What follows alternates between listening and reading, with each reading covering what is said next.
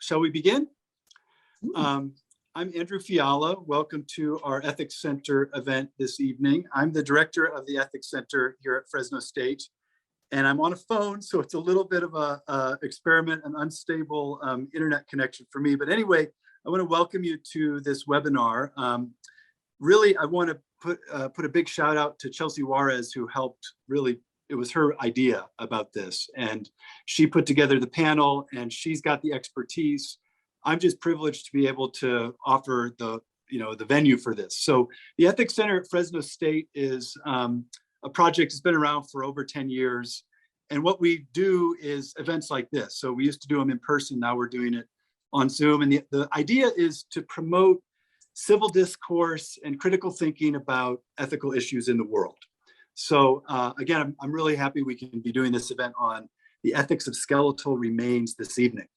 My job here is basically to introduce the panelists, and then I'll get out of the way and let them talk. Just want to say before we start, we can use the chat function or the Q&A to post questions. Please remember, this is public discourse. We want to exercise, our best manners and civility and etiquette and all the rest of that. And there may be some issues that we can't resolve, and that's okay. So if we disagree about things, that's fine, but let's disagree in a civil and generous and kind manner. So that being said, let me introduce our panelists. So let me start with Chelsey Juarez, who, as I said, was the brains behind this event. Chelsey is assistant professor in the Department of Anthropology at Fresno State. She obtained her bachelor's degree in anthropology and women's studies from UC Berkeley. She received a master's degree and a PhD in biological anthropology with a parenthetical notation in Latin American and Latino studies from UC Santa Cruz. Her research interests focus on isotopic investigations of provenance and diet with a special focus on the Latino diaspora and the US-Mexican border through time. Chelsey, you might have to explain that to our audience today, what some of that means. Dr. Juarez has researched and written about child abuse, intimate partner violence, and case accuracy trends in forensic anthropology and fire trauma. She is the PI of the Fresno State Forensic Anthropology Laboratory and the director of the Central California Missing and Unidentified Cold Case Initiative. She conducts forensic casework for counties in Central California, and she's the curator of the Fresno State Skeletal Collection. She'll speak first. After Dr. Juarez, we will hear from Phoebe R. Stubblefield, who is the interim director of the C.A. Pound Human Identification Laboratory at the University of Florida. Prior to joining the University of Florida, Dr. Stubblefield was a professor at the University of North Dakota. She has a bachelor's degree from UC Santa Barbara, an MA from the University of Texas, and a PhD from the University of Florida. In the late 90s, Dr. Stubblefield joined the scientific consultants to the Tulsa Race Riot Commission and now serves as the lead forensic anthropologist in the Tulsa Race Massacre investigation. Her publication, The Anatomical Diaspora, Evidence of Early American Anatomical Traditions in North Dakota, describes the prominent role of African-American remains in the early history of American medical education. She enjoys promoting forensic anthropology through public outreach, consultation, and acting as a supportive mentor for students of biological anthropology. Thank you for joining us from Florida. And then finally, we'll hear from Dr. Jennifer Randles, who is professor and chair in the Sociology department here at Fresno State. She also serves as the chair of the University Committee for the Protection of Human Subjects, the university's IRB committee. Professor Randles received her PhD in sociology from UC Berkeley. She specializes in the sociological study of families, parenting, welfare policy, poverty, and race, class, gender inequalities using qualitative methods. She's the author of one book called Proposing Prosperity, Marriage, Education, Policy, and Inequality in America, and another book entitled Essential Dads, The Inequalities and Politics of Fathering. She is co-editor of a volume called Policing or Providing, the U.S. Child Welfare System as Poverty Governance. Her current research focuses on how families access diapers, the diaper bank movement, and diaper policies. So as you can see, we've got a powerful panel here today. The topic is the ethics of human skeletal remains. And I think we're going to have Dr. Juarez start us off. So Chelsey, thank you again for thinking this up and welcome to the floor. The floor is yours. Thank you so much. And so before I begin, I think what I'd like to do is just really quickly say that the composition of our panel tells you a lot about how I'm thinking about this issue in my own head. And when I think about Dr. Stubblefield, my good colleague and friend, I think about what she's doing with Tulsa as an example of good actors in the field that we can think about and learn from. And of course, when I think about Jennifer Randles, I think about Dr. Randles, I think about the role of our own universities in regulating as we move forward. And there's going to be quite a bit of sort of layers, if you will, of potential regulation that we're going to talk about. So what I'm going to do now is share my screen. And just, okay, oops.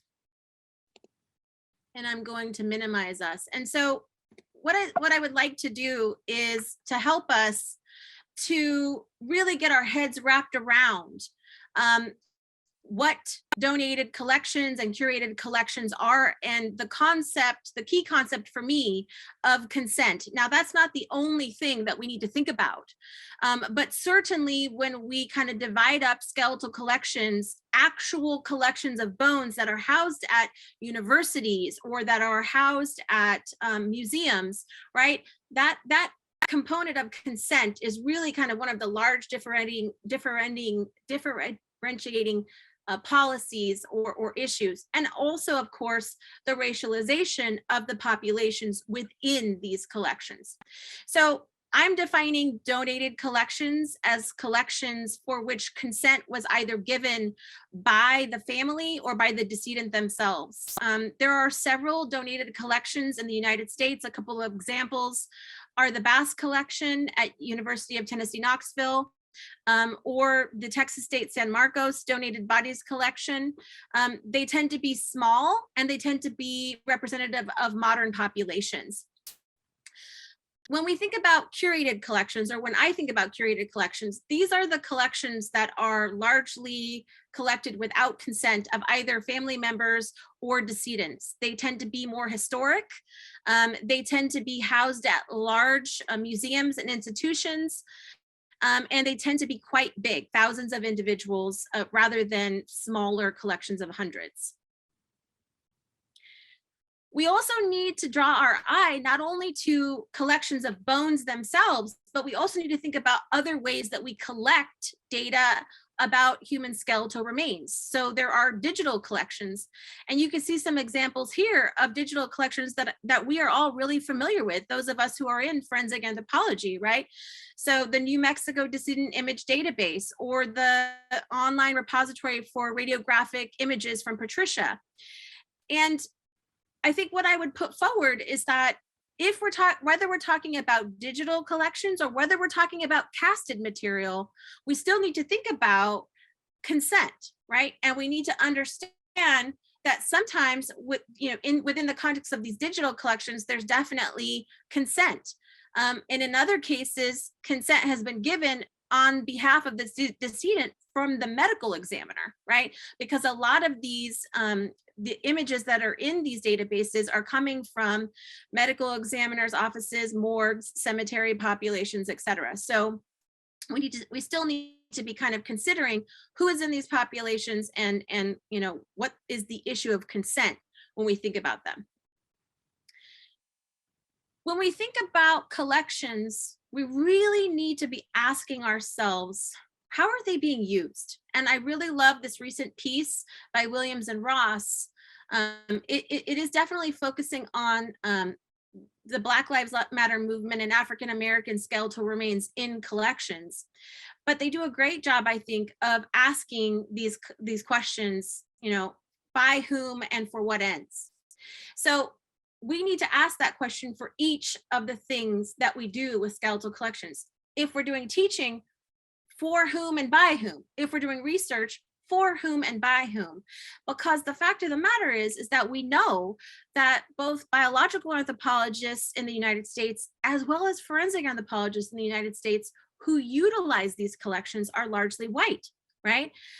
We see a lot more diversity in the student population, but that's not matriculating down to practicing biological anthropologists and forensic anthropologists as of yet. And so when we are thinking about the populations that are in a lot of these large skeletal collections, especially those that are not consented, they overrepresent BIPOC individuals, right? And so if we're using those skeletal populations for research or for methods creation or for teaching, is that another form of colonization, right?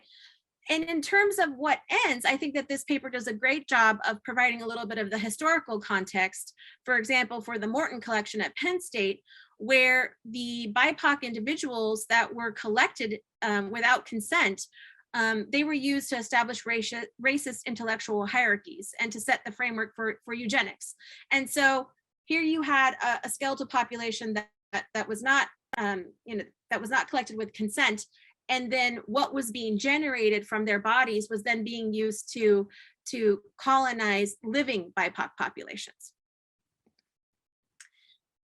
So when we think about structural violence in the creation of curated collections, we really need to take a historical lens, and we need to think about a lot of the legal frameworks and changes that occurred in the early 1900s that allowed certain marginalized populations to be able to be included as individuals into these skeletal populations or these skeletal collections. So people who were marginalized in the context of their lives, BIPOC individuals, the mentally ill, poor people, unclaimed individuals, indigents, right? People who were in poorhouses. All of these people were targets. Legal targets of laws changed in the early 1900s, and they were allowed to be included as the bodies in skeletal populations. And so you have this double dehumanization, right? So you have marginalized populations that were marginalized during life now being dehumanized in death, isolated from their communities and undergoing a recolonization. And that is certainly true for our BIPOC individuals, some of whom in these different skeletal collections were formerly enslaved. So in the face of that, what are some of the arguments that people are bringing forward for the use of skeletal and the maintenance of skeletal collections? And I think that anybody who is busy creating methods in biological anthropology or forensic anthropology would say, well, we need sample size. We need access to skeletons to have a viable sample size for methods creation. We also, need to be able to look at human variation, right? Or maybe we have, very little access or limited access to some segments of the life process, like juveniles or infants. Or perhaps if we're interested in pathologies, then, this is the only place where we're going to be able to see these rare or specific cases. So given all of this, all of these multiple layers, what are some of the ethical considerations that we need to be thinking about? For example, if we as a discipline of biological anthropologists agree that using curated collections without consent, curated collections of BIPOC individuals is a form of colonization, can this ever be mitigated or rectified or not, right?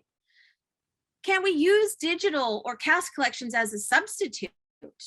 And if we come out with best practices, who are going to be the people who enforce those regulations? And how does that work as we go from hierarchies nationwide down to individual practitioners? We know that there are currently legal frameworks that protect some components of BIPOC populations, like, for example, NAGPRA. Can we create additional legal frameworks to protect other BIPOC groups, right? And how are professional organizations that individual anthropologists belong to going to be able to regulate or put into practice sanctions if needed be, right? A lot of the recent research and papers that have come out have talked about personhood and reincorporating personhood, but is that really enough? Finally, my last slide here about moving forward. If we want to do something about this, we don't need to recreate the wheel. And I know that we do want to do something about this, right? This conversation is being had on the national level and at universities across the country. But we know that there are good global citizens, good ethical actors that are doing good work. And I think that a lot of our African-American biological anthropologists and archaeologists have shown us a fantastic example with their work on the African-American burial grounds. It's a slightly different context, but I think that we can learn a lot of ethical behaviors from their example. We also need to think about campuses. I mean, within the context of our own CSU system, we have quite a bit of activity going on about the ethical treatment of skeletal materials, for example, at San Jose State. So what is the role of campuses in regulating the ethical behaviors of their faculty? What happens to people if they're found to act unethically? What is the role of IRBs in this discussion? What powers might they have to exert control over the ethical treatment of human remains? This is a picture of my own lab. And as you can see here, my students are largely Latinx and Indigenous. They're looking at a cast skeleton. But if we are serious, if we are really serious about increasing diversity and cultural competency in our discipline, we need to incorporate the voices of students and practitioners of color in this discussion. And we also need to think about our own positionality. Fresno State sits on the traditional homeland of the Yoka Imano people, and we bear a responsibility in moving forward with how we act, not just to Native Americans and Native American remains, but to all individuals. If we're going to make a promise to act ethically, that goes for everyone. And so I would encourage everybody to think about their own positionality in their own relationships and how they are going to move forward in their individual spaces. And so with that, I'd like to turn it over to Phoebe Stubblefield. And I'm really excited to hear about what she's going to tell us about Tulsa. All right, Chelsey, everyone. thank you very much. Just make sure we can share screen. If Phoebe needs to share screen, I just want to remind us all about our hosting issue. Thank you, Dr. Stubblefield. Okay, yeah, let me see if I can share. I have the power. Okay. Share. All right, okay. All right, good evening, everyone. I'm going to present just a few thoughts derived from my current work on the Tulsa Race Massacre investigation. So you'll notice I'm calling it Controlling the Tulsa Race Massacre Decedent Contributors. Today I call them decedent contributors. I don't know what I will call them tomorrow. Sometimes I just call them heroes, but the language I use shifts over time because I recognize that my viewpoint or understanding of the circumstances of the people I encounter inside that cemetery can move my concept of how to control them, because this is mainly a discussion about controlling the dead. So let's look at a little bit at how we work with dead people. So I don't, this is a brief consideration. I don't know, I'm sure I haven't got to everything, but I thought about 4 ways we might look at how do we try and control our dead. And I say a typical thought is, oh, we memorialize our dead. And in that concept is, you know, if I place my loved one somewhere, they stay there and I can find them later. So I memorialize them in some way. We use them in art. I was thinking of the Capuchin monks, but there are other catacombs that you all might refer to, but remains, it's both art and memorialization at the same time, and art that is also industry, as you know, you go in, you contribute, you go out. So the monks make an income on this art that is based on the skeletal remains of thousands of people. education tends to be our major focus, right? But I give you an example, that clipping from an industrial use that I had forgotten about and I ran across. My mother used to talk about this all the time, that bone meal was made out of human bone, she would say. And probably sometimes it was. We always assumed it was cattle, but probably early on it was human bones. Because in this example in Guadalajara, the thought is, that you rent the grave. And if your family can't keep the lease up, you gotta move out. And it's a different cultural view about how to deal with someone's dead, how to control their dead. In the US, I would say most of the time, our issues about controlling the dead is historically, are we rich enough to control our dead? Even though that's not quite it, but it is easier to control your dead if you're richer. And so I noticed with all these different ways, these 4 minimum ways of looking at how to control the dead or what is at stake.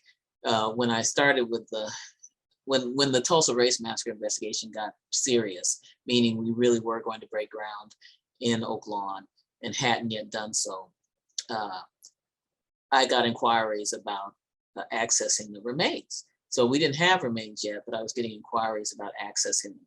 Under what terms was I getting inquiries? Very few about memorializing the individuals.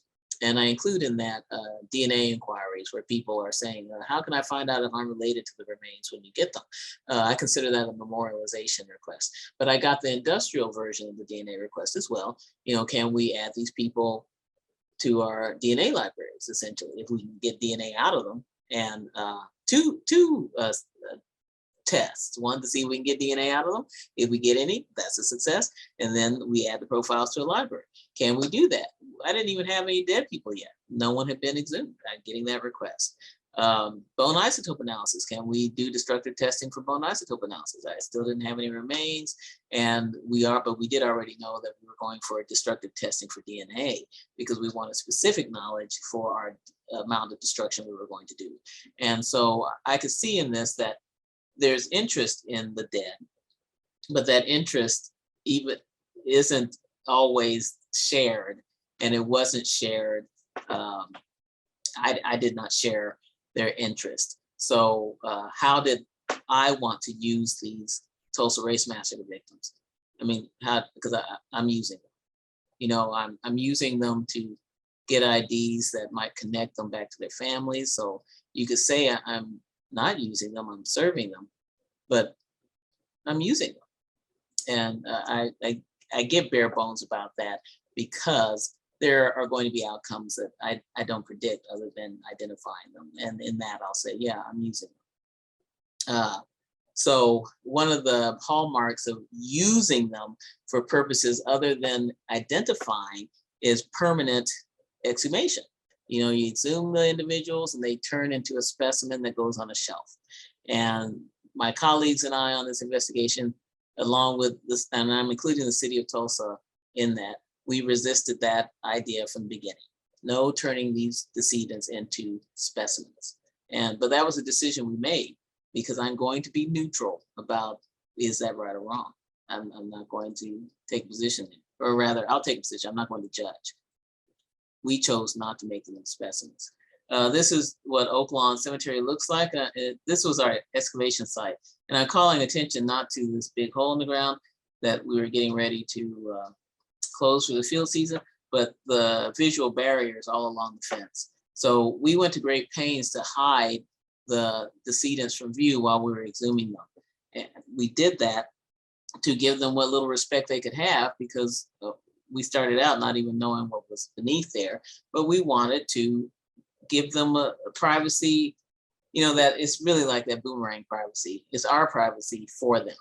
And that's how we show respect for these decedents. So we placed them in these large boxes. They're called cremation trees, and we escorted them out.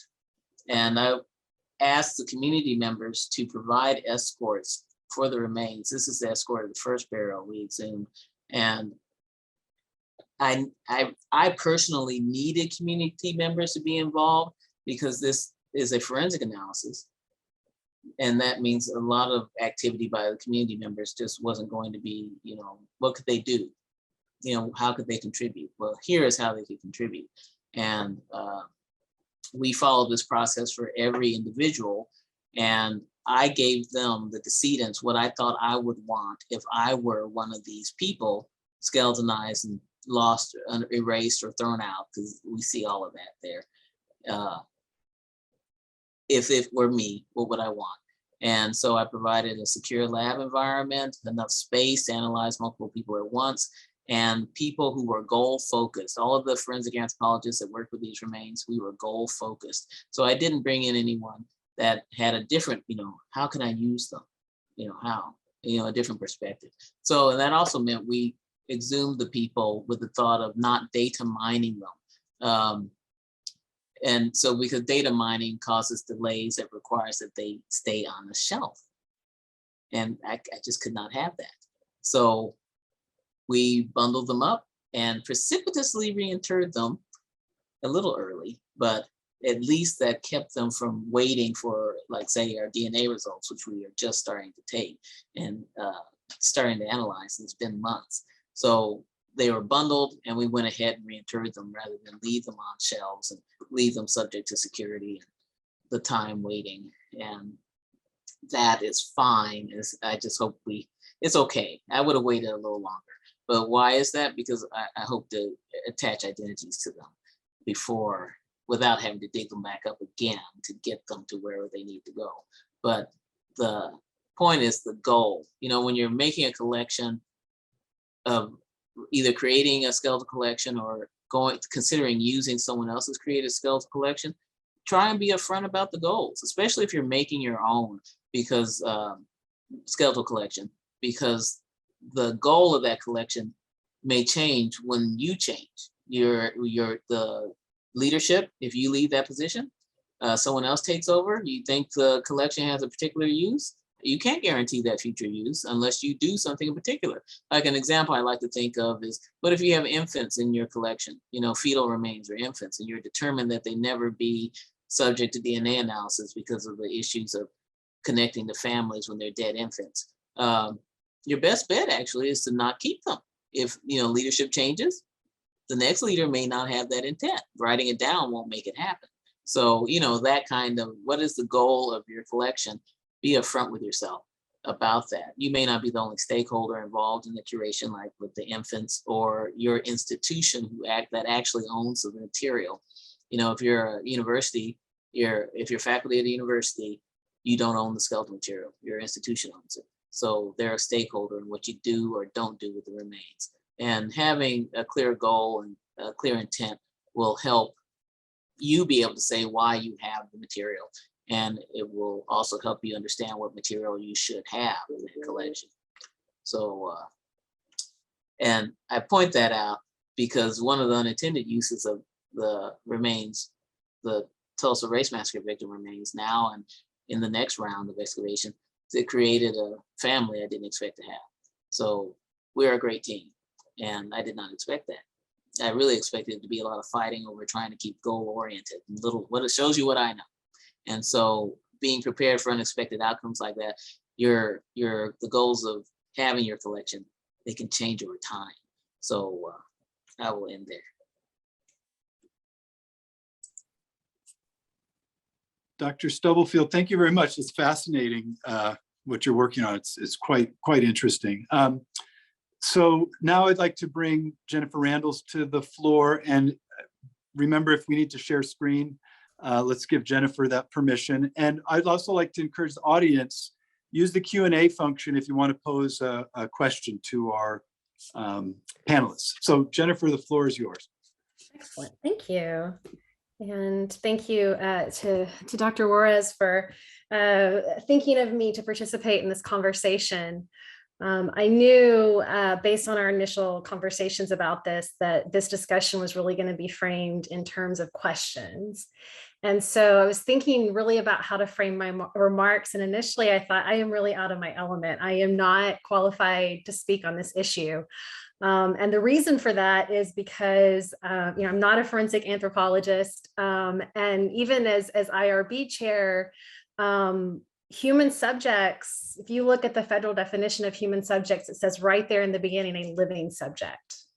So I think what's really interesting to note right from the beginning, from an IRB perspective, is that IRBs really govern the living. There's really not, as Dr. Juarez and Stubblefield mentioned, there's really not the same level of regulation around the dead. Which I think is a really interesting thing to think about in terms of how we think about even defining the concept of human subjects for the purpose of research and for the purpose of the ethical conduct of research. So what I'm showing you here is probably something that you're familiar with if you've ever submitted an IRB application or if you've taken a research methods course. And this chart details basically the major federal regulations that were first instituted through the Belmont Report in 1978. And these are our guiding principles and applications for the ethical conduct of research when it comes to human subjects, again, defined as living human subjects. And I guess what I wanted to think about and really pose it as more of a question to my fellow panelists and the audience is, if we look at some of these, if we look at these principles and applications, how many of them are relevant when we're talking about human remains? And is that even the right question to ask? Does it make sense to use the framework that we use to govern the ethical conduct of research with living human subjects? Does it make sense to apply that to the type of research that Dr. Juarez and Dr. Stubblefield are talking about? And so it was really interesting. One of the things that Dr. Juarez had mentioned was people who are thinking very carefully about that and how to really institute guidelines for governing the ethical conduct of this type of research talk a lot about personhood. And respect for persons is our first principle, voluntary participation, certainly protection of vulnerable populations and informed consent. And it's really interesting to think about, and Dr. Juarez, you raise a lot of questions around these issues. What does voluntary participation mean in this context? Certainly a lot of issues around protecting vulnerable populations, but what does that look like when we're talking about people who can't give informed consent? And certainly we have living human subjects who aren't able for various reasons to consent on their own behalf, minors, incarcerated populations, people who otherwise are not autonomous or competent to consent to research on their own behalf. And we have things like, guardian and parental consent. And so I think it's really interesting to think about what it means to seek consent and from whom, and what does that even look like when it comes to this type of research. And so when I was doing my own research for the purposes of feeling like I had anything valuable to contribute to this conversation, I went in search of guidance. And it's interesting because there's not really a lot out there, but I did find some really interesting pieces on this where people are talking a lot about this in terms of personhood and respect for the deceased, treating them with discretion and dignity, considering what they would have wanted within the context of their lived experiences, respect for the cultural context of the communities from which they've come, certainly respect for their descendants, right? Do we think about informed consent? And I think this is really interesting, Dr. Juarez, where you were talking about the difference between curated and donated collections. And I'm learning so much from this conversation that I didn't know. But I think it's really interesting, that distinction about, can we think about consent in terms of who's doing the donating and what role did the descendants have in that process? Another type of respect I came across was respect for other groups, the ethnic, cultural, and religious groups from which people come, and the importance of researchers having really extensive knowledge of the communities that even, after their life has ceased, that people are still in many ways very much a part of, and also respecting the cultural beliefs of groups that have certain and different beliefs around the role of that person even after their lived experience is over. And a common example I came across looking at a lot of, the beliefs of a lot of different cultural groups, that if you, I exhume, I'm sure it's the proper word, but please correct me if my language is wrong, that disturbing the dead can harm their soul. Right. And how do we think very carefully about those kind of beliefs that are very culturally specific? I was thinking a lot about beneficence, the second principle. I think this idea of minimization of harm, and again, what, does that mean when we are talking about researching the dead? Assessment of risk and benefits. This is a guiding scientific principle when it comes to any kind of ethical consideration. And, we talk, when we're talking about living human subjects, we think very carefully about what risk does our research present to them? What potential harm could our research procedures present? And we think about things like identity risk. What if the subject's identity became known outside of the research? Could that, present any harm to their family relationships, their economic livelihood, if we're studying things like criminal activity, and, emotional risks. And I was thinking very carefully, and again, I'm presenting this more of a question about what does it mean to present risk when we're talking about doing research on human remains and the bodies of people who are no longer with us. And I was really interested in having a conversation with my fellow panelists and audience members about how do we think about a risk benefit calculation when it comes to this type of research, and how might that differ? And it was really interesting because when I was doing the research on this, and I was reading the materials on the respect for the different groups, the respect for the deceased, the respect for their cultural context and their descendants, two other types of respect came up, which is respect for the rarity of the material, and also respect for other researchers who may have, if one person's studying it, what does that mean for another researcher's access to this? And if we're looking at really rare materials, what does that mean in terms of the risk benefit analysis? And when it comes to human subjects, the primary benefit, right, it's not going to be a direct benefit necessarily for that person or even the communities of which they're a part, but contribution to general scientific knowledge. And so I'm thinking there's some ways in which the risk benefit calculation that we typically think about from an IRB perspective would apply here, but I also think there's some limitations, and I think it's really interesting to think about where those limitations might start. Certainly protection of participant privacy and identity. Dr. Stubblefield, a lot of things, your fascinating research really made me think about this. The DNA analysis of the infants, and I've never thought about these issues in relation to this type of research. So this is just really fascinating. And then justice, which I think this is one that is very clearly transferable. How do we think about fairly and equitably selecting the people we study, whether they're alive or they're dead? And how do we think about making sure that both the risks and the benefits of research are equitably distributed? And making sure that we aren't picking people to study because we have, biased assumptions about them or the social groups from which they're a part, and studying people or remains just because they're easily accessible. So these are our guiding principles that we from an IRB perspective apply again to the work when we're looking at and reviewing research on living human subjects. But what I would love to talk about is how does this apply to this type of research, and how do we have to think differently? So how applicable is it? And then how do we have to go beyond this? Because some of these principles just may, and I'm thinking specifically about informed consent. Like what does informed consent mean in the context of this type of research? And I'll end by saying that when I teach on research ethics or give talks, I say, really everything when it comes to consent or vulnerability, what it means to be a vulnerable subject is always context dependent, right? It's very, very much contextual. An example I often use when I teach about this is there are very specific federally defined categories of vulnerable populations: minors, incarcerated individuals that the federal government refers to as prisoners. Language, as has been mentioned, is incredibly important. I prefer incarcerated individuals. But undocumented immigrants. I think we could, probably agree that undocumented immigrants in our particular social, cultural, and political context right now is a vulnerable group.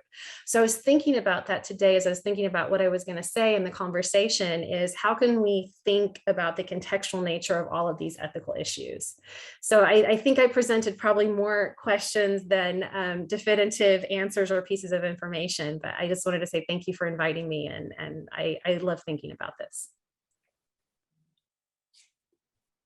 Professor Randles, thank you very much.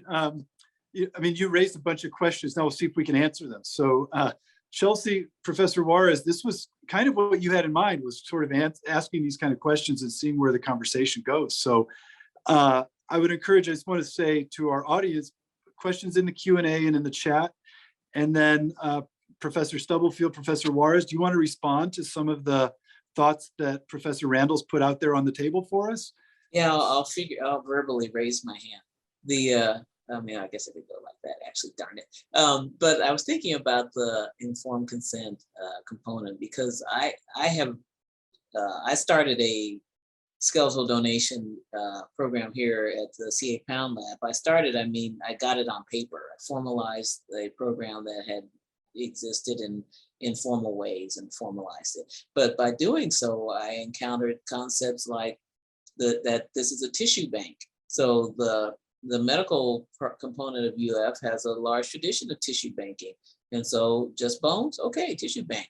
And that the university owns the tissue bank. Okay, yeah, I'm in charge of getting it curated, but the university owns it. And so with working with that kind of concept, it made me think differently about what it means to go, oh, I want donations, or I want skeletal remains. The application for my program has a consent form, has two actually, but one is for the records they may leave with their donation, because in Florida, when you donate your body, the recipient of the donation is supposed to be able to get your medical records, but I shocked the anatomical board with that one. So that's how you get them. It's a whole other deal, but it's in the state law or code. So I won consent form for that. And I have a questionnaire they can opt to fill out. So that covers the questionnaire, because it's their data that I have to store. But then I added a consent form that said, hey, I can do whatever I want to your body and take pictures of it, and unless you say I can't. And so they have to fill that out, because if they can opt out of me taking pictures of their tattoos or their face, or that I use them for trauma analysis, or that I left them out for decomp or filmed it, and I can use the images. They have to let me know or not. And that concept of letting people go in knowing this is how your body might get used is what I wanted out of that consent form. But the program's too young for me to know the long-term effects of that. But it made me realize that the scope of consent, it's a little bit of a luxury, because dead people, they don't vote, they don't generate a lot of money. I mean, not the way I use them, because I don't do the kind of tissue banking where I'm generating medical products. So they don't make a lot of money, and dead people have trouble influencing laws. It's not impossible, but they have trouble influencing laws and standards for their privacy. And so giving them privacy, in one regard, I let the family know maybe up front what could happen with their loved one's remains if they're involved in the donation. But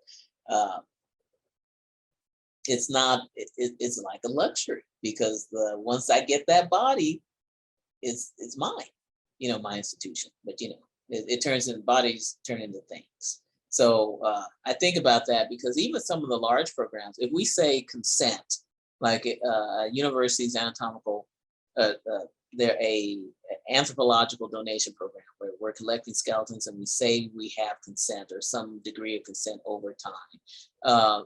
The amount of consent we have may vary by what the state laws are. So, for example, we may go, oh yeah, in 2010, you want to donate, you fill out a consent form. In 2000, you want to donate, you fill out a consent form. In 1990, oh, you died unclaimed, we donated you. Maybe still can. And if your family was moving too slow to get your body, we donated it months later. Oh, well, you can have it back actually, but still the consent is not there if the state law allows for people to be donated. There's still residues of that in Florida state law, but it really favors the anatomical board over my program. So, but it's I can see the history of bodies are things to use in our culture, our medical culture anyway. If there's no one home in it, it can be used unless it's being memorialized. Yeah, I mean, I would jump onto that a little bit and say that in preparation for this panel, I did do a lot of research on what is going on in California. And what I discovered is that different California counties actually have, you know, different ways of dealing with, as Dr. Stubblefield was saying, with these tissue banking, okay, that you do. And in terms of consent, right? I mean, let's say, for example, we'll talk about the donor example, like, you know, you are in a terrible crash and you know, you can't be saved, and they, you know, folks want to come in and see if they can harvest organs or something of that nature from you. If you are an indigent person who does not have any identification, the first thing that they try to do, depending on the county, is keep you alive to try to find next of kin to get consent. Mhm. But if they can't do that, then consent can be given on your behalf by entities like the medical examiner. Yeah. So, you know, I mean, consent itself is a very complicated thing. Mhm. And I think that, you know, we need to understand all of the kind of hierarchies of it and how it works. But I also think that you know, I want us to have discipline-wide discussions, and I want us to have forums where students can come and talk in open conversation about how, you know, especially our BIPOC students, how it makes them feel to learn anthropology from you know, and use anthropological methods that were in large part generated off of the bodies of individuals for which we do not have consent, right? From those decedents to do that work, right? And how does that make you feel about being an anthropologist, about being a biological anthropologist? Does that make you feel that biological anthropology is not for you, right? How do we come back from that, right? How do we come back from that? Because that in and of itself is a type of colonization. And so I want us to have discussions about this, because I think that sometimes if we think about consent, we lose sight of all of these ripple effects that are happening. You know, now we have years of history of really kind of using those methods on a daily basis, right? Without really kind of thinking about ethically, what does it mean that I'm participating in the use of that? And how do I come back from that? Is there a path to come back from that? Is that? Well, yeah, I mean, because the circumstance you're describing is like the realization of any history. So any moment that predates you, how do you take that knowledge, that new knowledge, and work with it? Do you work with it to go forward? Do you work with it and stay right where you are? Do you work with it and always look in the past at that thing? Because, you know, there are different responses. So we can say, oh, if you're always looking in the past, you're not moving forward. But that's not saying that history doesn't change you if it can. And so there are different responses, because the value I find in learning history, like say, for example, that article I mentioned, I have so few of them. That article I mentioned, that was when I learned how often Black people were used in dissection in the US. But that's our US history. So I could take that knowledge and go, oh, you know,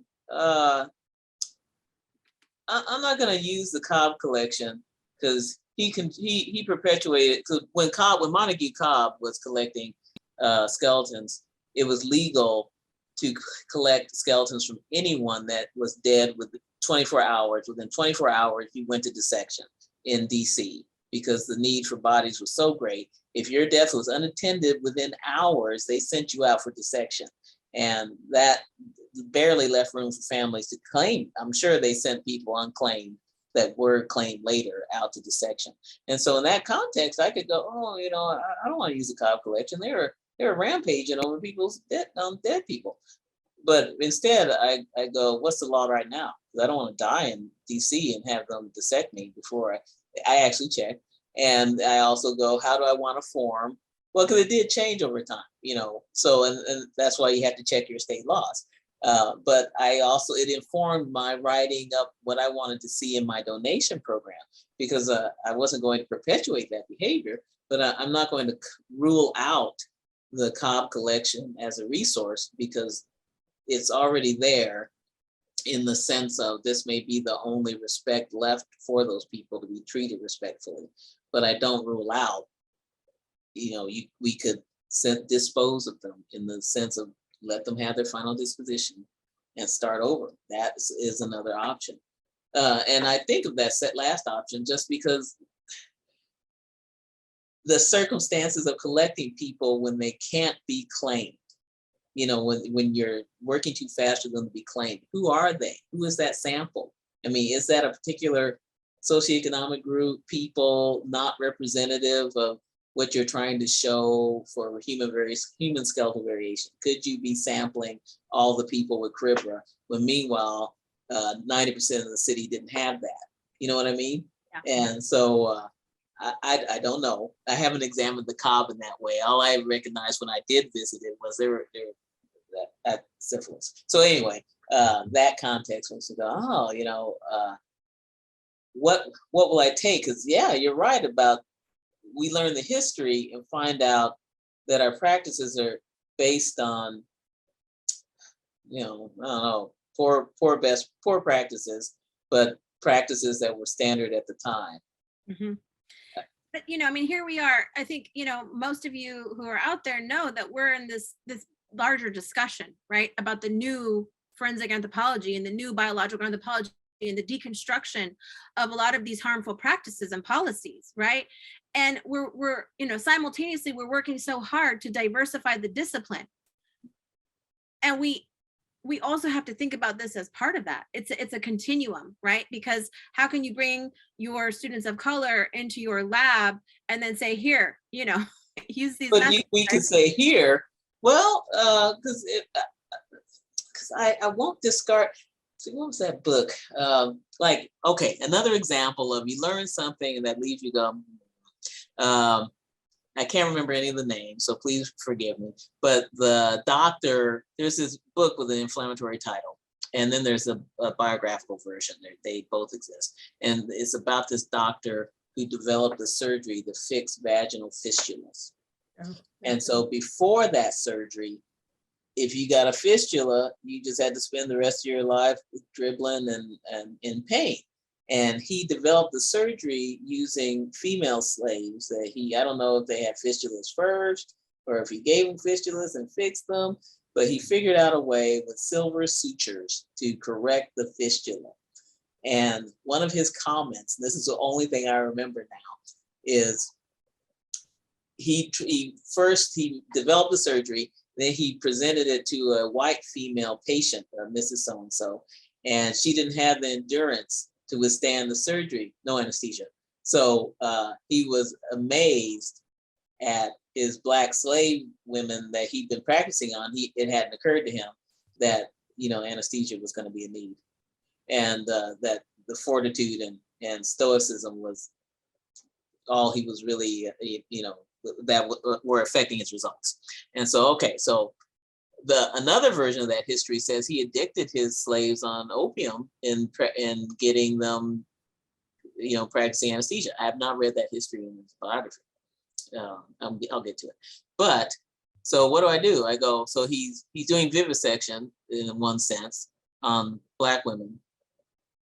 Great outcome for everyone with a vaginal fistula.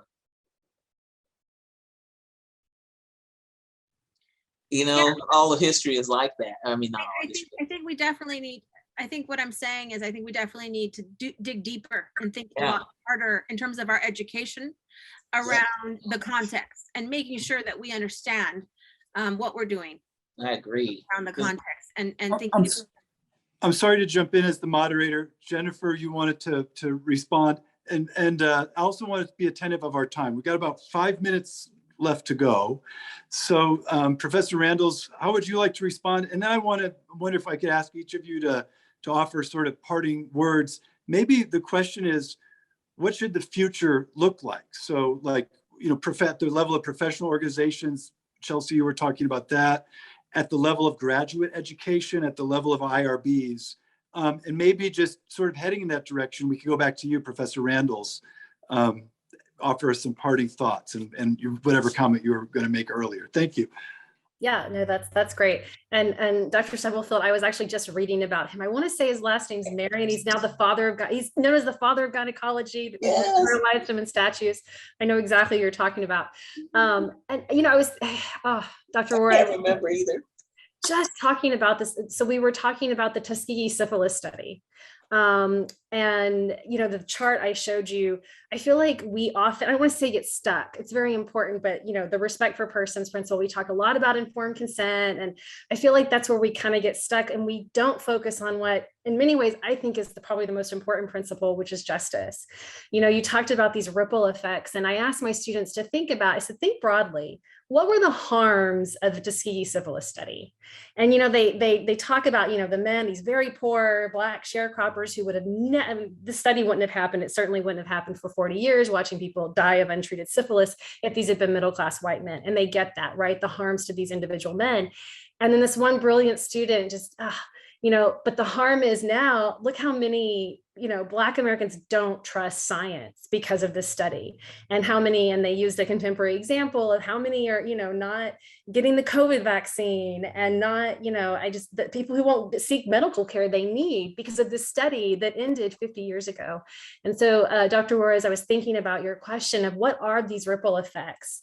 And we have to think, so this is my parting comment, I guess, I think we have to think incredibly broadly about what it really means for the harms and benefits of research to be equitably distributed, and to think of things like, what does it mean for trying to recruit a more, representative group of professionals to study these fields, and what are the ramifications of these practices going way back? And Dr. Stubblefield, I think you present a really incredibly important question. Do we look at, it's kind of a means versus ends kind of thing, and I think we can all agree that means and ends are important, but I don't think any of these questions have easy answers, but I'm incredibly grateful that we're asking them. I think I would just end by saying that, very recently we have had virtual conversations, very open and frank virtual conversations about race and ancestry in the context of our discipline. And I think we need to do that here. It makes me uncomfortable to think that behind closed doors, conversations are happening about this when they need to be happening in the open so that we can understand. And I think, we need to be on the same page moving forward. Those of us who have direct connections to some of the BIPOC communities that are in these collections, and those of us who don't. And we need to come together to really think long and hard about this and move forward as a group of people, at least in our conversation. And I agree. I think going forward, especially for institutions, we'll be going forward with hopefully better knowledge of the historical context of collections or collecting skeletal remains, because without knowledge of history, the awareness starts with, that's actually human bone, when the whole story of that human bone is not known or not accessed, because the bones don't show up there magically. And the changes in our demographics, which are inevitable, our field is not going to stay mostly white. Those changes have to, as people of color are more often practitioners in our field, if they know the history of the remains, they can also avoid making the mistakes of the earlier collectors, because there's no, it's outside from state law, whatever your state laws are, you're not regulated in how to access skeletal remains. So wrong versus right in the legal issue, the legal context may not apply. It'll be what's socially acceptable and what's not socially acceptable, what we can argue versus what we can't argue. And going forward, I'm hoping by being a more diverse population, maybe we'll be more flexible as well. But because we'll say, we have biological diversity, but we have cultural diversity too. And so if I offer a skeletal donation program and the family member says, hey, I need to come in and visit the skeletal remains. And I'll be like, no. And, but in their culture, it might be fine. In my culture, it's like, what? And so having more individuals going, oh, no, that's, part of the memorialization. I'm like, oh, okay, learn something new. But in the same way, the reverse should apply to remains we have that are, especially from our professional view. I look at a collection, I go, that's archaeological. I'm not keeping that. Or, oh, that's keepable, but it's lost its provenience. It's embalmed remains from some long anatomical dissection. No records. It's got to move on because I need bones with records because I'm building a collection with provenience. I can see that from my experience. The students now may not know what it looks like, but if they learn a little history, at least they'll know that, oh, there's a chance there could be archaeological remains. There's a chance that there could be embalmed remains. There's a chance that my remains are made in India, and have that background to think from. Thank you to our panelists. As we close this out, I wonder, maybe Professor Juarez, you might be able to guide students in the audience. If students are watching this and they're interested in this, what could they get in touch with you? What could they do to get involved in this? And I'll give you the last word, Chelsey. So let me just formally say thank you, Professor Randles, it's nice to meet you in person. Well, sort of in person. Thank you for taking the time this evening. And Dr. Stubblefield, thank you for joining us from Florida, where we're a few time zones ahead of us. So appreciate your contribution. Thank you so very much. And Chelsey, Dr. Juarez, I'll let you close it out. So maybe how can students get involved, or what can they do next? Yeah, I think, my hope is that some of you out there who are students are members of the, of our national associations, like American Academy of Forensic Sciences, or like the American Association of Biological Anthropologists. And, I would say that this is a discussion that needs to be open on a national level. And so I would encourage you to use those forums, to reach out to the people who are in power in those organizations and say, we need to have a virtual discussion about this. I'm also the secretary for the Society of Forensic Anthropologists, and we've had virtual discussions in the past, and this is definitely something that is on my mind. And so we will be having virtual discussions. If you're not a member of these organizations, then I encourage you to reach out to either myself or your local biological anthropologist and get involved in talking about it, because we need to hear the voices of our BIPOC folks who are our students, but also our practitioners within the context of biological and forensic anthropology. So that's what I would encourage.